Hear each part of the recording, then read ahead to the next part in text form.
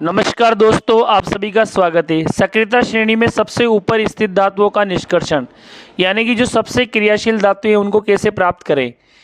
तो देखिए, सक्रियता श्रेणी में सबसे टॉप मोस्ट पे जो आने वाली धातुएं हैं कौन कौन सी है और उनको कैसे उनके जो गलित उससे निकालेंगे हम उनको।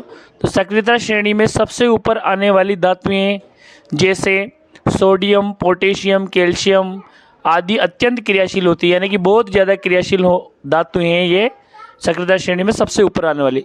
इन धातुओं के ऑक्साइडों का कार्बन द्वारा अपचयन कर धातु प्राप्त नहीं की जा सकती, क्योंकि इनकी क्रियाशीलता कार्बन की तुलना में ऑक्सीजन के प्रति अधिक होती है, यानी कि ऑक्सीजन के प्रति इनकी क्रियाशीलता अत्यधिक होती है कार्बन की बजाय। अतः इनको अपचयन विधि द्वारा हम प्राप्त नहीं कर सकते। इनको प्राप्त करने के लिए हम इनकी गलित जो लवण होते हैं उनसे हम इन धातुओं को प्राप्त करते हैं। देखिए, इनके गलित अवस्था में इन धातुओं को पोटेशियम, सोडियम, कैल्शियम जैसी सक्रियता श्रेणी में ऊपर आने वाली धातुओं को अपचयन विधि द्वारा इनके ऑक्साइडों से प्राप्त नहीं किया जा सकता, कार्बन अपचयन द्वारा। इनको हम कैसे प्राप्त करेंगे या इन धातुओं को कैसे प्राप्त करेंगे, तो इनको प्राप्त करने के लिए हम क्या करते हैं, इन धातुओं को उनके क्लोराइड के विलयन के विद्युत अपघटन से प्राप्त किया जाता है, यानी इनके जो क्लोराइड होते हैं उनमें विद्युत अपघटन करा के हम उनको प्राप्त करते हैं। जैसे सोडियम, कैल्शियम जो होते हैं इनके विद्युत अपघटन द्वारा इन्हें प्राप्त किया जाता है, जिससे सोडियम के क्लोराइड यानी कि NaCl का विद्युत अपघटन करने पर कैथोड पर धातुएं इकट्ठा हो जाती है, यानी कि हमें धातुएं कैथोड पर प्राप्त होती है, और एनोड पर हमें यानी कि धनावेशित इलेक्ट्रोड एनोड पर क्लोरीन गैस मुक्त होती है। देखिए, कैथोड पर जो Na+ आयन और Cl- आयन एनोड पर, तो क्या होता है, कैथोड ऋणावेशित इलेक्ट्रोड होता है, तो यानी कि कैथोड पर अपचयन होता है, तो ये Na+ एक इलेक्ट्रॉन ग्रहण करके सोडियम धातु बनाता है, यानी कि Na बनाता है।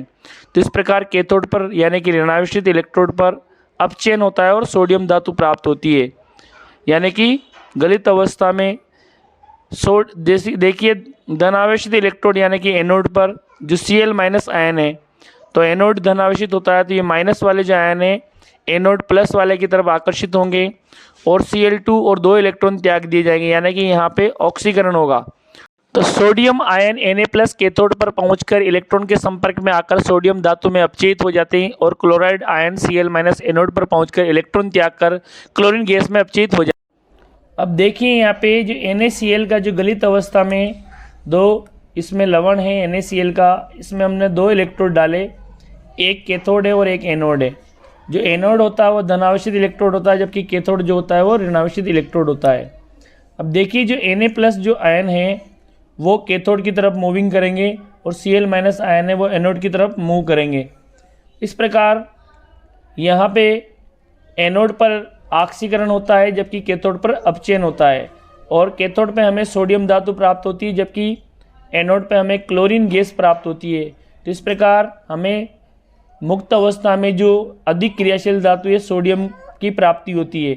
ये बैटरी लगा रखी है हमने सेल, जिससे इसमें करंट प्रवाहित होता है, वो इस इलेक्ट्रोलाइसिस, इस करंट प्रवाह की वजह से ही हमें यानी कि विद्युत अपघटन के द्वारा ही हमें यहाँ पे सोडियम धातु प्राप्त होती है। तो इस प्रकार हम गलित अवस्था में इन धातुओं को जो सक्रियता श्रेणी में जो सबसे टॉप पे आने वाली धातुएं हैं, सबसे ऊपर आने वाली धातुओं को निष्कर्षण करते हैं, उनको प्राप्त करते हैं विद्युत अपघटन विधि द्वारा, यानी कि इलेक्ट्रोलाइसिस विधि द्वारा। Thanks for watching. जय हिंद, जय भारत।